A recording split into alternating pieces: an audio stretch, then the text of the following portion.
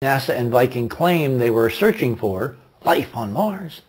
Except, of course, they lied to us, they lied to us, they lied to us, and they've been lying on this subject for 30 years. So isn't the scientific method to check it out? No, instead of checking it out, they ran at warp 9 in the other direction. Do you want people to realize there's a way to do things without drilling in the Middle East and all the political and economic infrastructure that's been built up? No, I don't think so. And that plan obviously has been in place for the last 40 years. Every person to be sovereign suddenly, where they would have unlimited amounts of energy from a thing running in their basement that they never have to look at and touch again for their lifetime, just by flipping a switch that would draw energy out of space, out of another dimension, that would be hyperdimensional.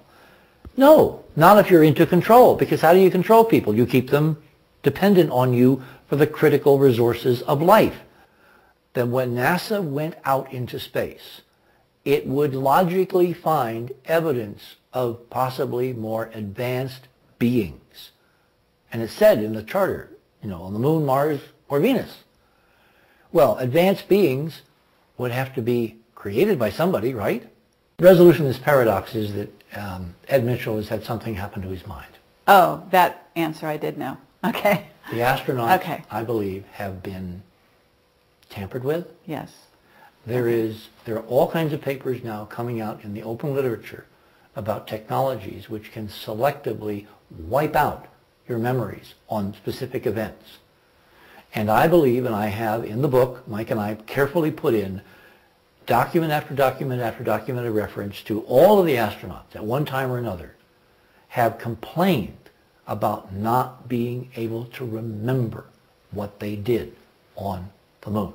The lie is different at every level. I'm Carrie Cassidy. This is Project Camelot, and we are here with Richard Hoagland. And he's just written a book called Dark Mission with his partner Mike Barra. And we are thrilled to be in his New Mexico home. So from here, basically, Richard, we're gonna run with you in the beginning and let you kind of lead us where you want to take us. And then at some point, I'm going to start steering you in different directions, and you can fight me, or you can agree with me, or you Others have tried that. we can have a little jousting match, or however you want to deal with it. Okay. Okay. But we'll have some fun, and hopefully we'll all learn something. What can you tell us about this new, amazing secret history of NASA?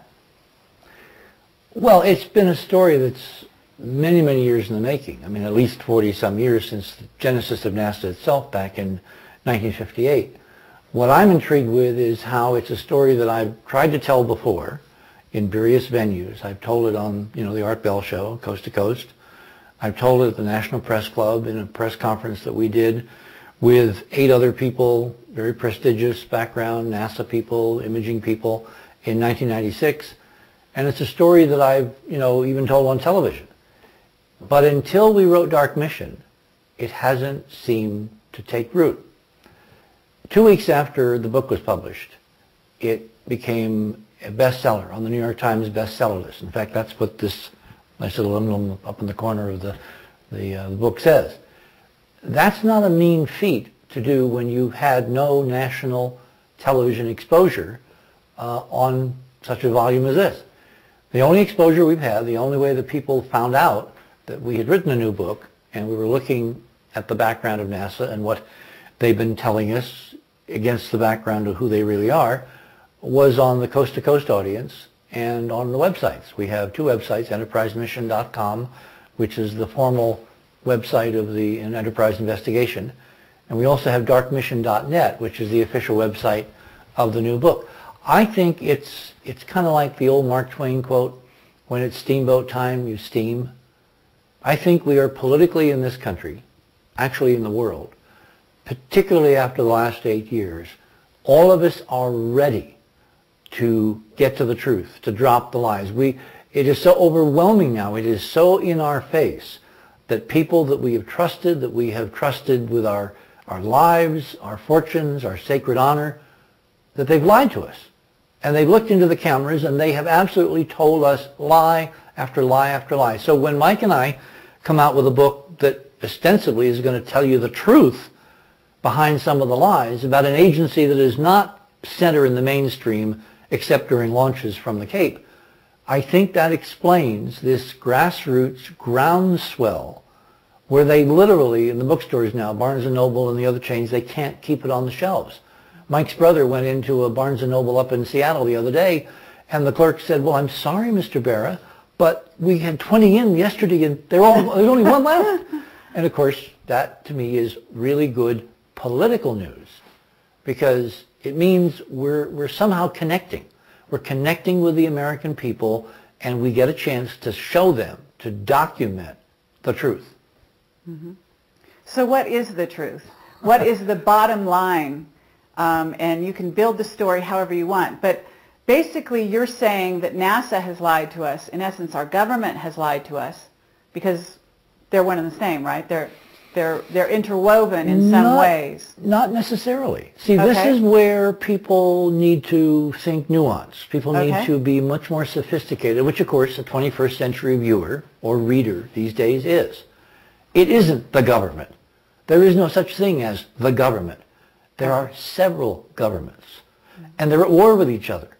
And you see occasionally evidence in public that there is some kind of war, but in fact, most of the time, the nuanced positionings are hidden. It's really almost like the old feudal system. You know, we've all been raised on stories of Robin Hood and Sherwood Forest and the Sheriff of Nottingham and, you know, the King John and the terrible things that were going on in England when Sir Richard, you know, the good guy, the King of England, was off fighting in the Crusades, and the bad guy, John, was basically trying to steal his empire behind his back while he was off doing good deeds. What we're looking at in the current U.S. government, which the Founding Fathers never, in their wildest nightmare, except maybe for, you know, that vision that Washington ostensibly had at Valley Forge, they never imagined that there would be these baronies, these feudal kingdoms, these fiefdoms fighting with each other and with the American people over power.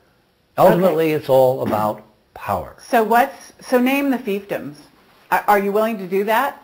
Well, they're out on CNN. There's the Defense Department, and there's the State Department, and there's NASA, and there's the CIA, and all the alphabet agencies. You know, remember the National Intelligence Estimate that just told us a few days ago that, whoops, Iran really isn't developing a nuclear weapon and hasn't been for 4 years, was the compilation of 16 or 17 intelligence agencies that somehow all got together with a consensus and said, okay, we really were mistaken before. They aren't doing what the president has been telling you they're doing for months now, beating the drumbeats of war, threatening World War III.